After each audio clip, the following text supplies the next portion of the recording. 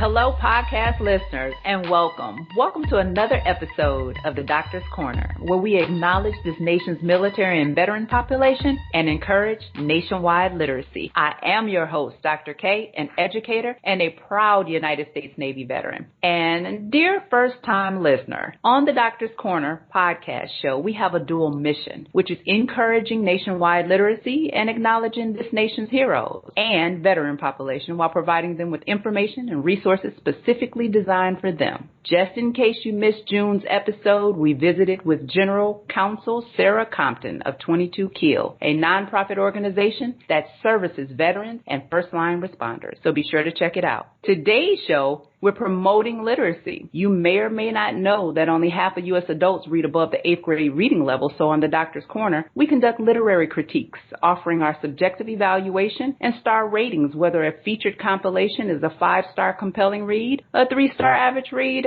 or a 1-star, a less than compelling read, with hopes of helping you partake in your next literary adventure. Understand that our literature reviews are not necessarily based on an author or who the author is, but more so on the writing, the content, the navigation of the topic, the characters, the storyline, the research, and on the facts. Today, we're acknowledging a U.S. Armed Forces service member, retired United States Navy Command Master Chief and author, Mr. Leon R. Walker, Jr. Mr. Walker was raised in Cleveland, Ohio. He joined the Navy at age 17 and served 32 years. His active duty commitment consisted of 5 sea duty assignments, yielding 15 of the 32 years at sea. Mr. Walker has led thousands of sailors, serving in multiple roles to include drill sergeant, recruiter, and navigation instructor. He definitely earned his military recognition over the 32 years, earning Sailor of the Year 6 times as well as Recruiter of the Year. Like most military members, after you served, it runs deep in your veins, and you just can't shake it. So Mr. Walker has continued his selfless service of sacrifice by mentoring adolescents, affording them a sneak peek into the secrets of resilience and fortitude when the odds are against you. He details his adolescence experience in his memoir titled Broken, The Survival Instincts of a Child, copywritten in 2018 and published by Gatekeeper Press, Columbus, Ohio. Welcome, Mr. Walker. It's an absolute pleasure and honor to have you on the Doctor's Corner podcast show. Here, we love and appreciate our veterans, so I would like to take a moment and thank you for your service. Thank you for having me, Doc. I really appreciate this time we're spending together today. Talk about a lot of things, get to learn about you and you learn about me. But I appreciate the chance to speak on my life. Absolutely. So before we discuss Broken, before we get into it, please tell the TDC listeners a little bit about yourself. I served 32 years. I am from Cleveland, Ohio. I have 3 children and 3 godchildren. I say godchildren because people say grandchildren. No, 3 godchildren. I joined the Navy in 1983, 5 ships, 15 years at sea, like you mentioned. I've done a lot, been around the world. I'm living in Chicago right now. I enjoy running, eating great food, laughing, and now I enjoy reading. Prior to writing my books, I hated reading, but now I enjoy reading. I'm a deep thinker. I like to listen to things, and I enjoy shopping. I enjoy being in the city of Chicago. So that's me in a nutshell. Okay, so Broken talks about like the first 16, 17 years of your life. So before we discuss your work, pick up where your book ends. Tell the listeners about your military journey. We know, well, they don't know yet, but I know you had to take the ASVAB a couple times. So what happened after you took the ASVAB, you joined the military? Oh, yeah. So I took the ASVAB actually 5 times. As a child, my mother and father both, they dropped out of high school in the 10th grade. So college was never discussed in my home. So I knew I had to do something, and I fell in love with the military. I wasn't big enough to go professional in sports, but I love sports, but I knew I had to do something to help take care of my family. But I fell in love with the military, specifically the Army, because my father was in the Army, my uncle and my cousin, but my brother was in the Marines. Now, I couldn't concentrate in school. I've never been able to concentrate in school because of what happened to me as a child. So my test scores were always low. I never liked to study. I barely did homework. I struggled. So I took the ASVAB 5 times. The first time I took it, I snuck into the test. I was 14 in high school, 9th grade. I snuck in there. I wasn't supposed to do that, but I took it. And the counselor called me to the office and said, "Hey, how did you take this test?" I lied, but I scored a 6. So the max you can score on ASVAB is a 99. I scored a 6, and I said, this is not going to make it. I had 3 more years to get through this test. The second time I took it, I scored an 11, And then the third time at 19, and the fourth time as a senior, I had scored a 30. So in high school, when you take it that many times, they finally caught up with me saying, hey, you can't keep taking this test. If you fail it again, you're going to have to wait a whole year. And I was embarrassed about my score. And so a recruiter, he was nice enough to say, hey, man, you're only 1 point away from passing this test. Why don't you study and take it again? He said, but be careful, because if you fail it again for the 5th time, you would have to wait a whole year to take it. And waiting a whole year in the inner city, I could get involved with drugs, breaking into houses.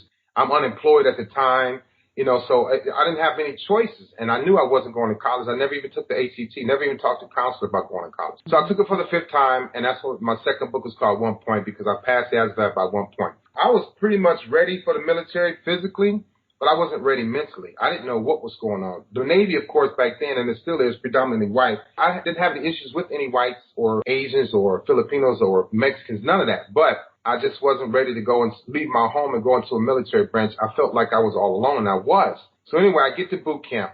I'm going to go back for a minute. My mother got me a job when I was 8 years old at a bar. My mother was a bartender. And so I went in there one day. She woke me up and said, hey, you want to come and work with me? I need some help. I'm like, sure. So I go there. And the bar is a mess. It was a Saturday morning after Friday night party, and she needed some help cleaning up. And she said, can you look around and see if you can clean this place up? I said, Ma, this place is filthy. And she said, well, just look at it and see what you can do with it.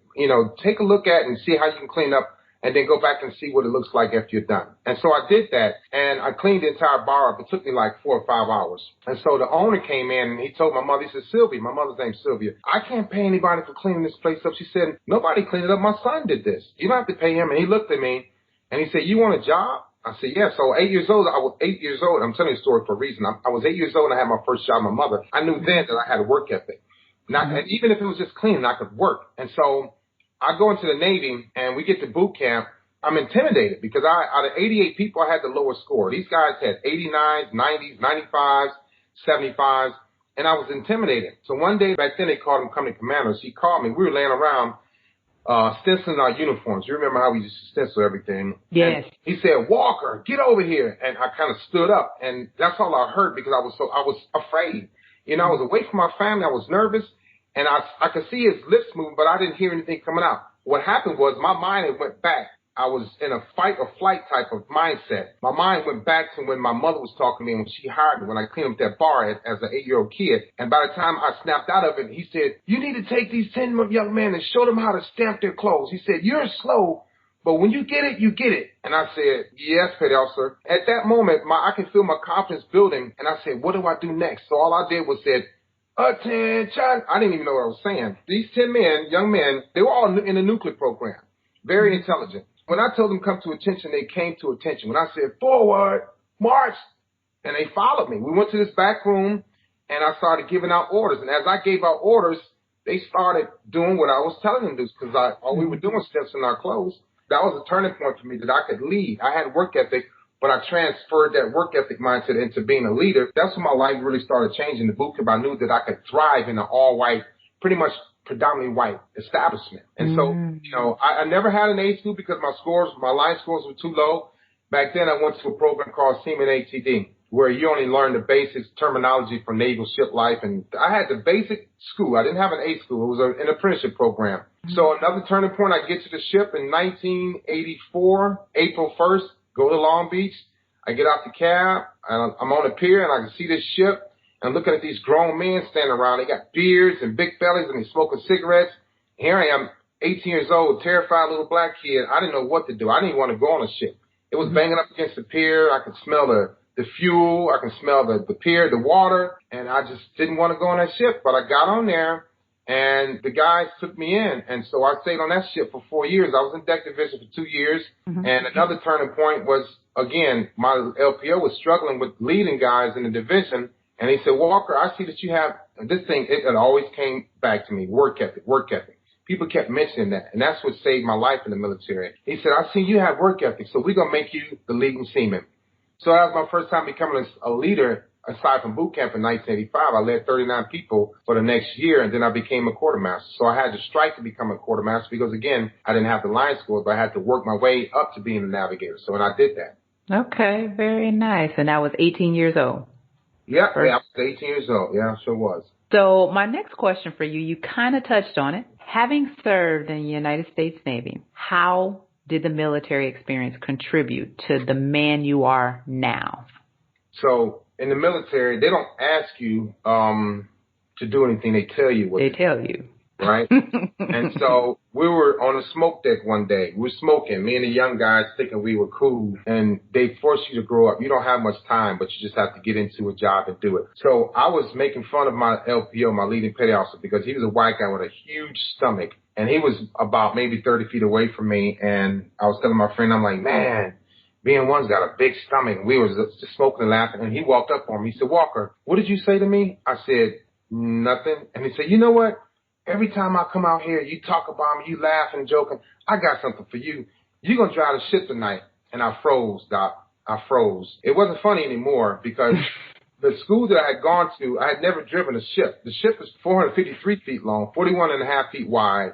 Like I said, it carries about 280 to 300 men and 2 helicopters. I had no idea how to drive a ship. The school I went to, the apprenticeship program, we were just taught the terminology, the basic stuff, line handling. And he said, you're going to drive the ship tonight. Since you think everything's funny, you're going to drive. So this was about, I never forget, it was 4:30 in the evening. Normally I wait around, I'll go eat chow, let my food settle for about an hour, then I go work out. No, not that day. When he told me that, I went right to my bed and I cried. I cried because I was nervous. I was already nervous being away from home, being around unfamiliar people. And then I went to bed and the guy woke me up at about 23:30. And I remember my curtain sliding open. And he said, Walker, you ready? I said, no, man, don't make me do this. He said, hey, you don't have no choice, bro. You got to get up on this bridge and drive the ship. And then before I went up there, I saw my LPO again. He said, you better not crash. You better not hit no wells. And he just walked away. So here I am walking up 3 levels to the bridge, scared. And now it's like 23:45. It's dark out. You can't see anything. Only thing out at that time was the moon. Sometimes that's not even out. So you got to relieve the helmsman. You tap on the shoulder. And he gives you all information how to relieve the helm and what's going on, the course you're steering, the speed, what steering unit's online, what engine's online, things like that. So I got the report. I went to the officer of the deck with the guy that was standing next to me because I was UI, which means under instruction. I was new. I had never done it before. And I thought he was going to drive the ship. He said, no, Walker, you do the turnover, you drive the ship. Doc, I sat in that chair and to drive the ship. Luckily, well, back then, FFGs they had a small hand wheel. It was electrohydraulics, so it was really easy. You'd have to stand up and spin a big wheel like you see on movies and stuff. But it was a small one. But it was even harder because the ship moves so much, you only have to move the helm wheel to the left or the right to steady the ship on a course. I had no idea how to do that because the school I had gone to didn't teach us that. We just did terminology. And so I stayed on there, and you normally stay on there for 1 hour. You go from the helmsman to aft lookout to maybe port or starboard lookout to forward lookout to messenger and then back to helmsman. I said, you know what? I can't fail. I can't fail my parents. And I cried the whole time I was on there. I was only supposed to be on there for an hour, but I stayed for 4 hours because I had to master it. I didn't want to let anybody down. I didn't want to let my family down. And so after I got off about 4 o'clock in the morning, and during the time that I was driving, within that 4 hours, the captain kept calling up to the ship. Who is driving the ship? Who the hell is driving the ship? You got me all over the place down here. I'm trying to see people fall out the rack. And he said, well, Seaman Walker, have him come see me when he gets off a watch. It was 4 o'clock in the morning. I got off and I went down there, knocked on his door. Come in, young man. Have a seat. And he said, I know that you struggled. I could tell because you look at my stateroom, things are all over the place. I knew you were driving. He said, but you know what? I see your work ethic and you're doing a great job, young man. And that boosted my confidence. He said, I know an hour on the helm is a long time. I said, sir, I was on it for 4 hours. And he said, what? 4 hours? I said, yes, sir. He said, well, you know what? Good job. And I left his stateroom, went to bed, and woke up that morning with a lot of confidence. Well, 6 months later, I became the number 1 helmsman on the ship, the master helmsman on the ship. So I stuck with it. But that was another turning point for me. So I didn't have anything after that. It wasn't hard for me. Nothing in the Navy was hard for the next 30 years. Nothing. Well, I can imagine. I served 8 years active duty, and I was an engineman. I never drove the ship, so. That's rough, too, for women in engineering. Engineering is rough, period, for anybody. Yeah. Main machinery room number 1. Yeah. So that was a great experience. So my next question for you is, tell us about your most memorable military experience. So, Doc, I had a lot. Well, going back to the helmsman thing, becoming the number 1 helmsman on the ship, I drove in and out of Australia. I drove through the Great Barrier Reef. I drove in and out of the Philippine Islands, Hawaii, Singapore, Thailand. So I mastered it. But I always wanted to be Sailor of the Year, right? Okay. So in 1999, I was on the quarterdeck. And this is not to take away from anything else that I've done or anything that people helped me do. I was on the quarterdeck, and I was reading a magazine, and it showed these 4 gentlemen that were Sailors of the Year. They got meritoriously promoted. And I'm reading. I'm like, this is what I want. I want to be Sailor of the Year. I knew I could do it because I was always, my thing was outworking everybody, but I hadn't gotten rewarded for it. I did in a little way, but not what they were receiving. So I'm reading stories of 4 gentlemen. They were in Washington, D.C., they had been meritoriously promoted to chief. And I'm like, man, these guys look good. So I decided to find out where they were, all 4 of them. And I called each one. And I said, hey, really? I did. I said, hey, man, what did you do to get to this level? Because in Sailor Years, it's about 10 different levels. Maybe, about 8 or 10 before you get meritoriously promoted. So one guy told me what he was doing, and I wrote everything down. I called the other 3 guys, and I wrote everything down. And so after I got off a watch, I went to my rack, and I looked at everything that they were doing. But what I found out, Doc, is that I was doing probably 3 or 4 times more than what they were doing. So I said, well, how come I am not Sailor of the Year? And that was in January of 1999. By November of 1999, I won Sailor of the Year for the ship. I went up for my next board in March of 2000. I was Sailor of the Year for Common Surf Plant. And then I ultimately won the competition to be meritoriously promoted, but I got in trouble during that competition. I got hazed and I didn't report it. So they didn't give me my meritorious promotion. But because you got hazed? I got hazed, but I didn't report it. And so the 7 chiefs that hazed me, they had fell in love with me because I was doing everything on the ship. I was always social, out and about, create new programs. So we were tight. I wasn't going to tell on them because I didn't think hazing, coming from inner city, you see hazing as a fun thing. When fraternities do that. Hazing to me was like, that's nothing. I've seen people get shot and killed and run over. So I didn't report it, but somebody else reported it. That made me just as guilty. I was like the young man with the secret. And so I won the Sailor competition. I was ranked number 1 out of 25,000. And then I was ranked in the top 4 out of 80,000 on the entire East Coast. And I would have been ranked number 1 out of about 100,000, but they took it away from me because I didn't report it. The chiefs went to Captain's Mast and they detached him from cause, kicked him off the ship. So that was probably my I've had a lot of great times in Labor. I had a lot of turning points, a lot of great memories. But the Sailor Year thing was one of the biggest for me. And then, of course, I got promoted, but that was one of the biggest that I've won and was taken away from me. Wow. What year was that? The year I won was for the ship. I won in 1999, November. And then when I won the meritorious promotion, that was in April of 2000. May of 2000. That was around the time that they deemed hazing illegal. Yeah, they sent out a message throughout the entire Navy, a sit rep, and it went all over the world. It went all over the Navy. People asked me about it for years. Oh, that was you? Because they didn't put my name in. They said a black guy, African-American, E6, hazed by predominantly white E7s and above. Yeah, so, yeah. Wow. You making the news everywhere, huh? Right. Wow. Okay, with that being your most memorable military experience, share with the listeners your most challenging military experience. Oh, my most challenging military experience. Oh, okay. So this is a pretty deep one. I'm still embarrassed to talk about it, but I talk about it. I've gotten over the embarrassment part because it had to deal with my infidelity when I was married. Okay. So I went to recruiting in 1992, and 1993 I was doing well. 1994 I was doing well. In 1994 I was recruited a quarter, and then ultimately became recruiter of the year. I was ranked number 1 out of 144. And so I was a little cocky, little arrogant guy. I'm in Cleveland, Ohio. Cleveland loves the military and they love athletes, so I kind of had my way in my own little hometown. From 92 to 95, I had been in the streets really deep, sleeping with various women. I was very promiscuous. And I was drinking a lot of alcohol. But the more women you have, the more alcohol you drink, the more popular you were at that time in the military. So I didn't have a problem with it. Neither did my chain of command, because I was putting people in the Navy. They didn't care what I did. Well, I wind up getting engaged and I wind up cheating. And the woman I cheated with got pregnant. And I got married and didn't even know she was pregnant. She found some kind of way, found the address that we were living in. She mailed a letter to my wife's house. And I was at my recruiting office in about 30 minutes north of Cleveland, and she brought the letter to my job. And I denied it, but couldn't deny it after a while because I had to go to court and get a paternity test, and it was found that the child was mine. From 1995 to 1996, I weighed 190 pounds. I was still in shape, and I was about 4% body fat.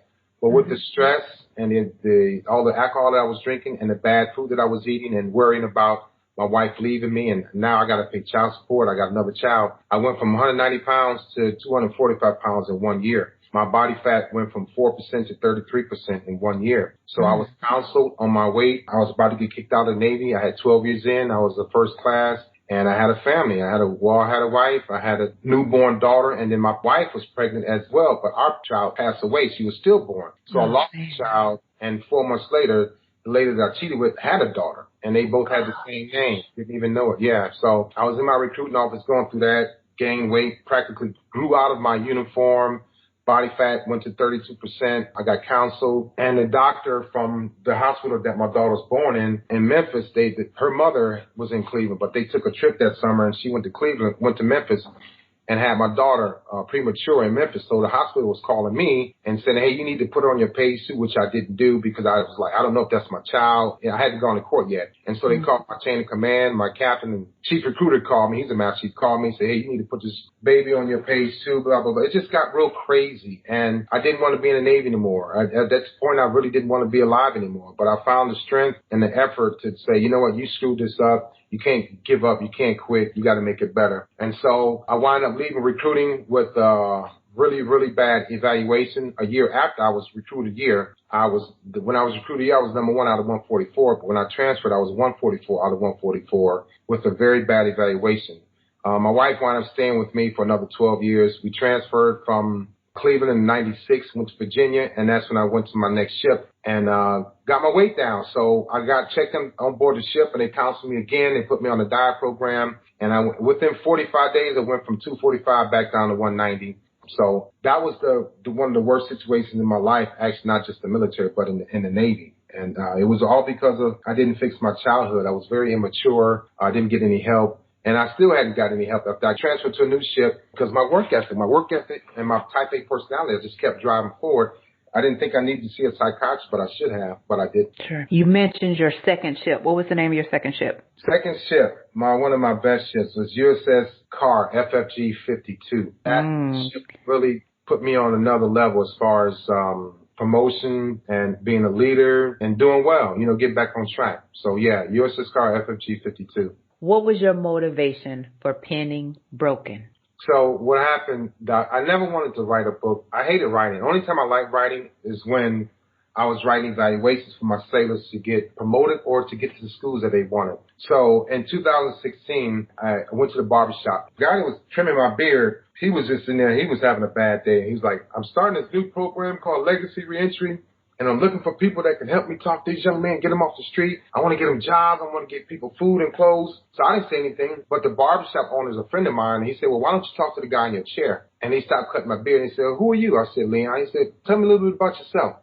I said, I just retired from the Navy. I had been out a year. I just retired, did 32 years. He said, you know how to talk to people? Can you inspire people, man? I'm like, yeah, I can do that.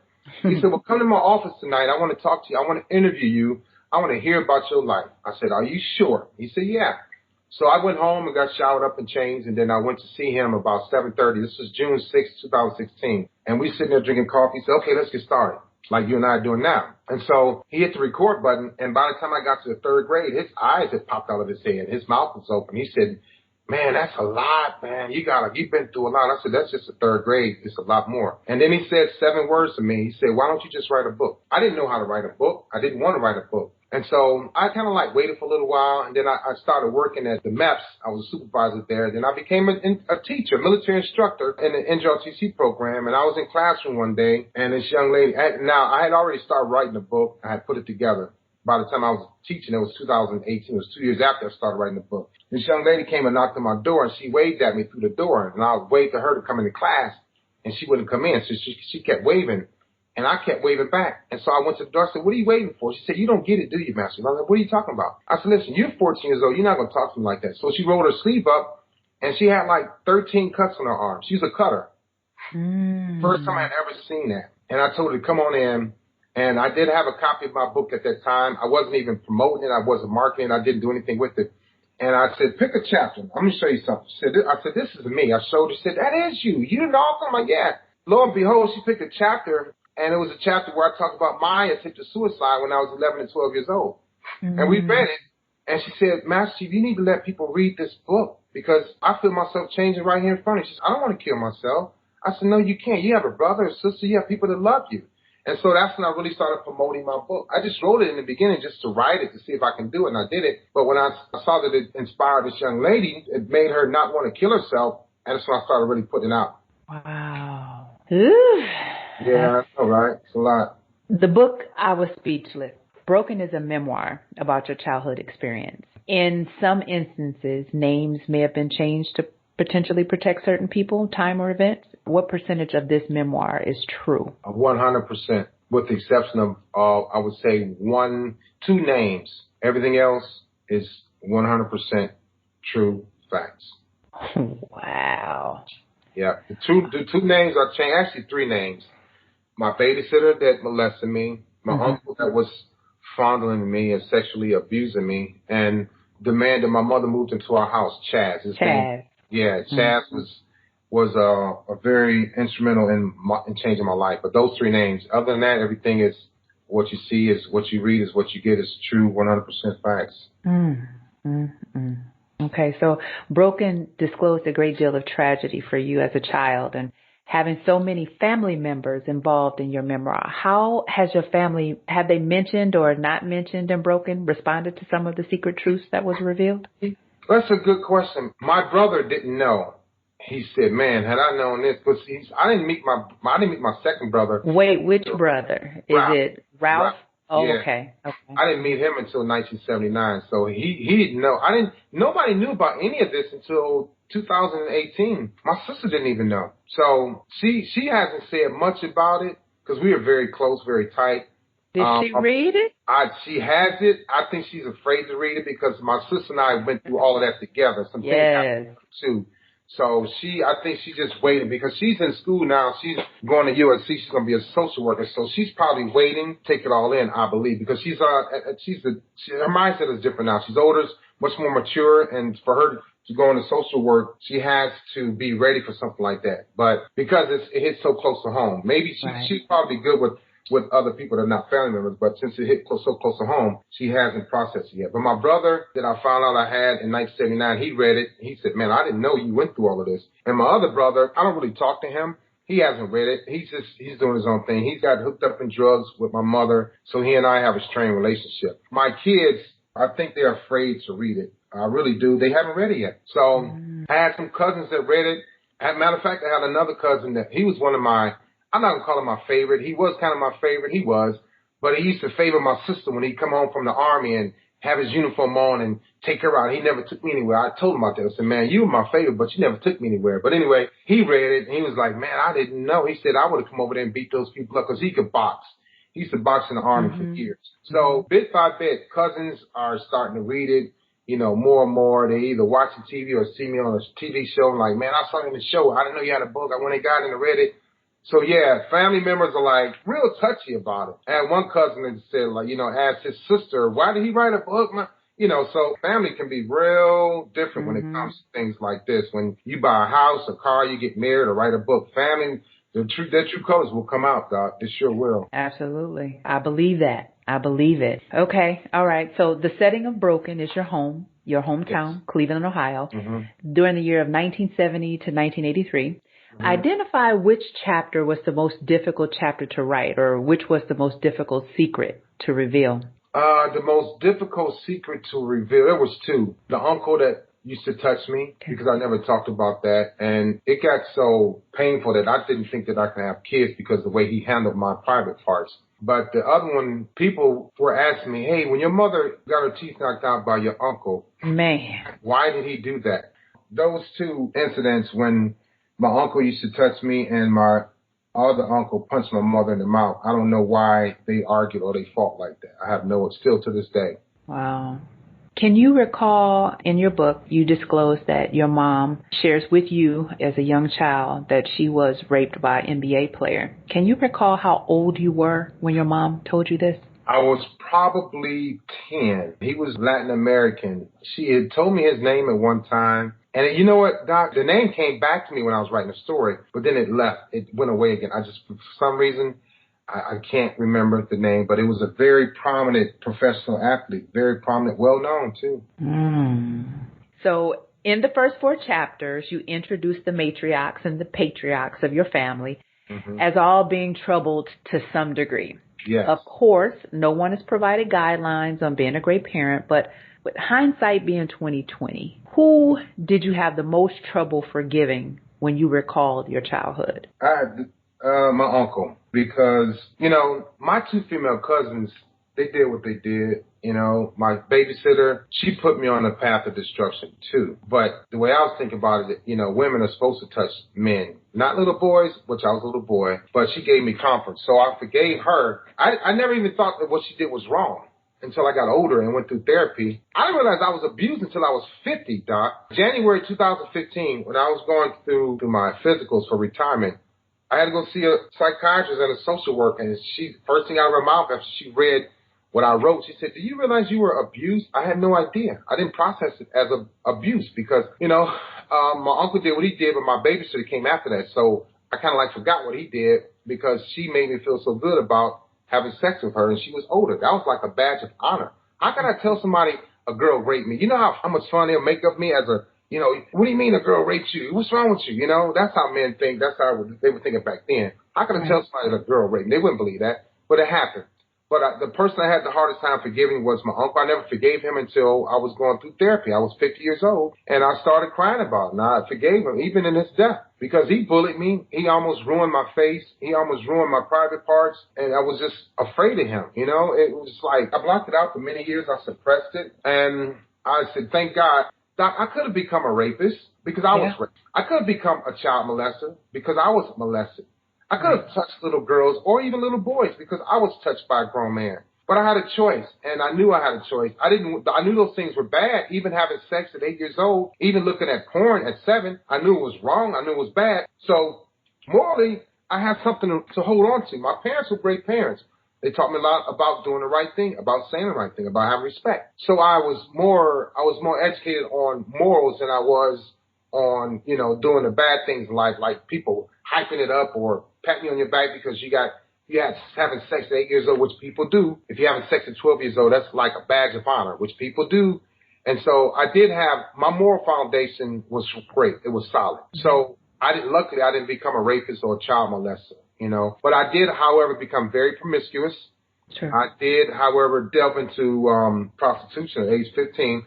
So those things as a child, they did come back to haunt me. I ruined all my relationships because I didn't have, my moral compass was off. Although I did have morals and my foundation was there, I knew better. But the desire to do wrong, the desire to watch porn and drink alcohol and smoke cigarettes and verbally abuse women or lie and cheat, that desire was much stronger than doing the right thing. The doing the right thing was boring to me, but I knew what the right thing was. So that's why I was able to adjust back to it. And then when I adjusted back to doing the right thing, my work ethic kicked in and I did well, extremely well. So I was always forgiven in the name, which was wrong. I got away with a lot. Sure. Okay, so for my own curiosity, in Chapter 20, in the chapter called Eviction, Homeless, you have a male pictured there. Who is that a picture of? But that's my brother, Ralph. That was another turning point in my life when I needed a big brother to come by. And my other big brother, he wasn't there for me, really. He wasn't, because he was all about my mother and getting high and stuff. So I never had that big brother until my brother from Alabama came around, and we're still tight to this day. Whereas I'm not tight with my other brother from my mother. I barely even talk to him. He's done a lot wrong that I just need to forgive him, but I didn't, because when he didn't come to my mother's funeral in 2012, that did it for me. That sealed my heart with reference to loving or wanting to have a relationship with him. That was it. That was it. Do you think that he may be battling some internal demons himself? Yeah, and I would like for him to pick up the phone and call me, or maybe I could pick up the phone and call him. He's battling some demons because he didn't have a relationship with his father, so my father took him in as well. And then he's got some demons. Definitely. But, I get it. I don't hold things over anybody because I know if I can come through anything, anybody can. All you got to do is try and want to. Make amends or, fix your addictions, whatever. But he hasn't done that.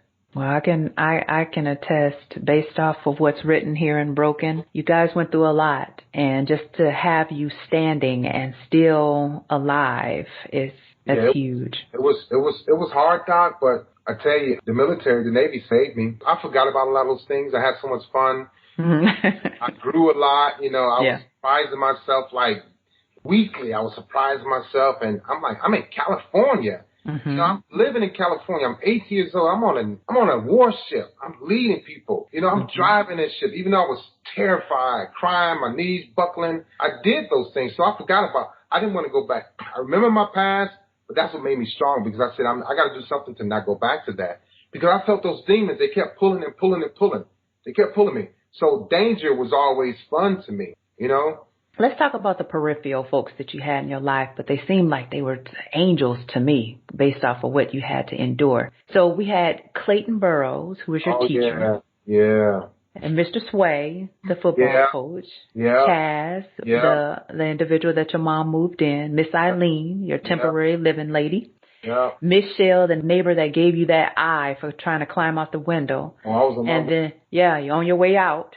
And Ralph, your brother, were all instrumental in helping you press past difficult points in your life. Being evicted on your 6th grade graduation day, being accused of causing a little girl to get hit by a car, parents fighting, bedwetting, thought and acts of suicide, discovering the body of Miss Minnie. Oh, that was my girl. Yeah, she was no joke. In Cleveland, I think the Temptations made a song about her, one of those groups. Her name was actually Miss Maddie, and I changed it, but was called Maddie Mapp's house. I used to watch these Rolls Royces and drive up in her driveway in Ferraris. This was like 1, 2 o'clock in the morning. I'm up 14, 15 years old. I'm going to see these people getting out of fur coats. I'm like, look at this. And that's why I had to get into the house to get a job. So, yeah, she was very instrumental. Yeah. And then you witnessed the murder next door. Yep. Early exposure to sex molestation. Aside from Mr. Clayton, Mr. Sway, are there any of your life helpers still living, and have you looked for them? Yeah, so Mr. Clayton, Clayton Burrows, he's still alive. I talked to him to get his permission to put him in the book, and every time I go to Cleveland, I look him up. I call him, and he don't call me back, but I'll get with him. Mr. Burrows is very instrumental in my life, and a lot of other people's lives, too. A lot of people that he taught have become very successful around the world. Some, like Clark Kellogg, was on ESPN.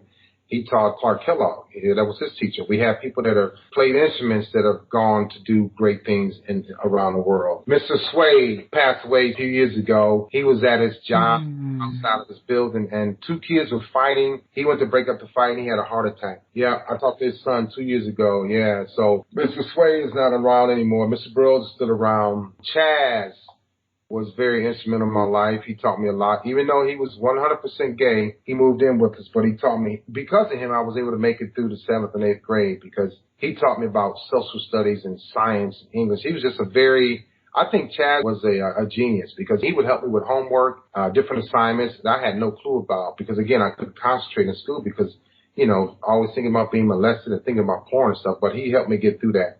Of course, my brother's still around. We talk every week, at least a couple of times a week. Let's see, Mr. Burrows, Mr. Sway, Chaz, my brother. Miss Eileen, she died a few years ago, and I talked to her son and I are still cool because he was the first person besides her that I saw when I went to their house. I walked up there. My mother and my brother walked the other way to the hotel, and I just knocked on her door. I'm like, hey, Miss Eileen, my mother told me I'm supposed to live here. She said, come on in. But her son, Ricky, is still alive. And I told him, I said, man, I wish I'd had a chance to tell your mother thank you because I didn't get a chance to thank her for that year that I lived with her. Right. So, yeah, Miss Eileen, actual name was Miss Irene. I changed in the book. She's another name that I changed. Miss Irene. Great lady. Thinking back on it, I remember now, my mother met her at the bar. She's a bartender, too. Little jazz lady, had a little short afro, always wearing her little tight jeans. Really, really cool. But she took me in. I never had a chance to thank her. I wish I did. And then Miss Maddie gave me a job at her house till she got murdered. That murder was so bizarre to me. And just for the record, Miss Minnie was murdered, and you were peering through her window because it's time for you to get paid. Right. And you were peering through her window, and you saw her laying face down on her stomach with a broomstick protruding from her rear. Yeah. Do they know what happened here? No, still, because, you know, that was in Cleveland on Hough. And in the inner city, when people get beat up, even when they get murdered, nobody's going to talk. Nobody is going to talk. People die and disappear, and that's just the end of it. Well, alrighty then. Yep, that's right. There's nobody, and even to this day, people don't, they call it the snitching, the G code, whatever. But no, nobody said anything. She wasn't the only one that was killed down there. There was plenty of people killed in that neighborhood, shot, just disappeared. Nobody, no, they weren't going to say anything about that. No. Yeah, I have no intentions on visiting Cleveland, especially Hough Street, at all. Right. I just went back there. I'm going again this week, but I went back there to document some things. Cleveland can be rough. It's some nice areas, but it's not a good place to live in, I don't think. You know, on the outskirts of the inner city, yeah, but it's just not a thriving town. Not like Chicago or Miami or L.A. Not even close. Okay, so my next question is a question that I ask every veteran that participate on the show. According to the September 2019 National Veteran Suicide Prevention Annual Report, military.com, an article published on September 23rd, 2019, 60,000 veterans died by suicide between 2008 and 2017. Having experienced what you experienced as a child, then finding your way with your faith and the military being instrumental, what would you say to a veteran that is in a dark place and may be listening to you right now? What I would say to veterans, so I listen to a lot of motivational speakers. They talk about your why, your why, your why. But what's more important to me, and even to this day, what helps me when I'm running marathons or half marathons or struggling, I believe in spirits. I believe that my parents are still around, maybe even some of my ancestors I've never met. But what I would tell those men and women that are going through those thoughts that I once had is that you have to think about your who. My who is my mother and my father. My who are my kids. My who are my friends that I'm very close to that I don't want to let down. I don't want to hurt, and I don't want to leave this earth without, them knowing that I love them. For whatever reason. But I would tell them to always consult your who. The people that's going to listen to you, they're not going to judge you. People that's going to understand what you're going through and get you through it. Because sometimes it's just a simple conversation. Sometimes it's just a few words. Like the guy at the barber told me 7 words. Why don't you just write a book? Sometimes people just need to tell you a couple of words. Hey, I love you, man. I need you to stay around. Where they may not even think that people love them. They may not even think that people care. Because PTSD it's a struggle. It's tough. It leads to suicide attempts, suicide ideation. But think about your who. People do love you. People do want you to stay around. People need you around. If you feel like you're weak and you're not helping people, just purely by your presence alone can make somebody's day. So always think about your who and what you do for other people as opposed to how you're feeling, and don't let that take over what your mindset is for the day, the week, or the month, or the year. But think about your who. Well said. Well said. Thank you for that. So what would your message be to a young adult that may be experiencing similar situations? My message to a young adult that's experiencing similar situations is so for me, I call it thinking inside the box. We always tell people to think outside the box, which puts their mind and their thought process outside of who they actually are. My career didn't take off until I started studying my parents. When I say think inside the box, I'm talking about your genetics, your DNA. For a long time, I knew that I had a very addictive personality and a very extreme personality. I was either watching a lot of porn, drinking a lot of liquor, smoking a lot of cigars and cigarettes, yelling at people, degrading people, belittling people. But I found from studying my parents that my mother had a very addictive personality. My father had a very extreme personality. I studied them, even in their death. And I said, what would happen if I transfer this energy from this negative energy into positive energy based on being addicted to being a great leader, a better person, a deeper thinker, based on using my extreme personality into working harder, working smarter, maybe on occasion working harder, doing more. So instead of doing things in a negative way and rewarding myself with alcohol and women, if I won like Sailor Quarter or Sailor Year or had a good evaluation, instead of rewarding myself with alcohol, I said, let me try to transfer my thought process into positive things. And so that's my career took off.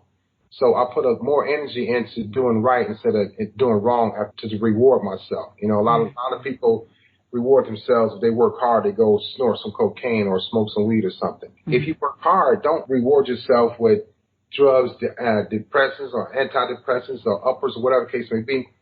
Reward yourself by taking somebody by the hand and showing them your blueprint, giving them your ideas and helping other people, giving back, talking to people, mentoring people. So I had to do that. And once I started transferring that negative energy into positive things, like I said, my career, my life, I became healthier. My career took off. It was actually a lot easier for me to get promoted in the Navy. When people think it's hard, I started using my extreme personality and doing not just going with the status quo, but going above and beyond. My thing was I didn't want to be in the top 10%. I didn't even want to be in the top 1%. I wanted to be in the top 1% of the top 1%. Go inside, think inside the box, think about what your parents passed down to you, both positive and negative, genetically and through DNA, because you get it all, and use those positive things to make yourself a better person. Had I not found that my mother had a very addictive personality and my father had an extreme personality, I would still be average or mediocre. I wouldn't use my drive or anything. All I had was work ethic. But being an extremist and addicted to success and being better, it took myself and my career to another level. So always think inside the box, figure out what your parents passed down and stop getting upset with your parents. Stop arguing with them. You don't know why your mother acts the way she acts. I didn't know why my mother was doing crack until I really honed in on why she did it. Aside from her giving me her addictive personality, my mother lost 6 people in 3 years. That's an average of one person every 6 months. So what's her escape? Her escape was drugs. So ask your parents, what's going on with them. Be polite about it. Ask them about their past so you can avoid going down the same road or go down the same road or that path of success. Wow. As an adult, if you could pick one person you identified in Broken to address regarding your childhood, who would you choose to say something to outside of mom, dad, grandma, and grandfather? Probably my babysitter. What would you say to her? And what was the age difference? About 7 years, I think, 7 or 8 years. She's like the same age as my older brother. Okay. I would ask her why. What made her touch me? What made her have sex with me? I would want to know. Because I just left Cleveland and I asked my friend, I'm like, hey, man, because her house was 3 houses down from mine. And I was across the street at my best friend's house. Me, him, and his mom was sitting there. I said, whatever happened to the White family? That was her last name, White. They said, well, if both parents are dead and her brother's dead. I said, is Kim still alive? I said, yeah, that's her name, Kim. In the book, I call her like Shirley or something like that. But I would want to know why. I want to know if she even really realized what happened to her, because something had to happen to her for her to want to have sex with me at such a young age. It had to have, because her and her brother spent a lot of time at our house. Her parents fought a lot. My sister spent a lot of time at her house. My sister would bring her over. She's much older than my sister too. And my sister like 10 months and 27 days apart. So she was hanging out with my sister that was 7 years younger than her. So now that I'm thinking about it, I'm like, I just don't want to know why. Is she aware of something happening to her? Being my babysitter, what made her want me? I was so young, Do you ever think you'll say anything to her? Yeah, somebody asked me that question before, and I said, I wouldn't be upset with her. And I think she would probably deny it Deny it? Yeah, I think she would, because for 42 years until I started talking about it, I was in denial too, but I never forgot it. It was always there. There was a constant reminder. Wow. So I think I remember it. It was clear as day. It happened often. Kids play house, and all of a sudden I'm an 8-year-old father. What sense does that make? But, God. Yeah, and we having kids. So it happened a lot. We used to always talk about playing house. And when we said the word, hey, let's go play house, I knew that meant let's go have sex. That was automatic. Wow. Okay. Well, that's going to wrap up this. What do you say, Doc? Okay. Wow. I mean, man, I don't even know where to go with it. I mean, you have overcome so much, but I am glad you overcame. You did it. I did, Doc.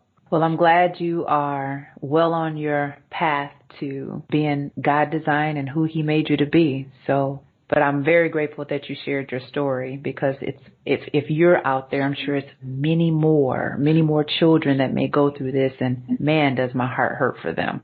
Yeah, but Doc, they will. They're going through it now. So go ahead and share with the listeners information about where to pick up a copy of Broken and any other literature compilations that you author. and share details of any upcoming virtual events, promotional opportunity, or speaking engagements. What you got? Okay, they can get the book on Amazon, Barnes & Noble, anywhere they distribute books. It's everywhere, actually. It's on all platforms. My second book, How to Keep Kids Safe from Porn, it's a 143-page ebook. Pretty simple, pretty easy to understand. My third book is called 1 Point. It's coming out here maybe the next 2 months or so. It's about the first 4 years of my career.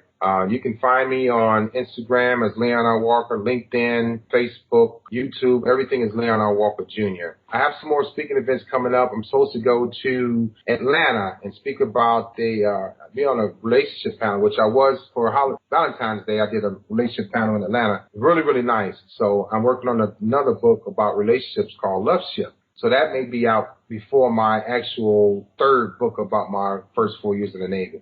So yeah.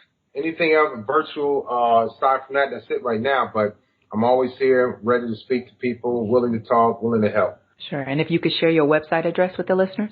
My website is www.iinspireone.com. Wonderful. Mr. Walker, I would like to thank you. Thank you so much for joining me on the show today. And furthermore, I had a great time talking to you. Furthermore, I would like to thank you for the desire to keep living, because it's only when you keep living can you look back and see how far you've come. So well done, shipmate. Very well done. Appreciate it. Likewise, same to you. You've done great too.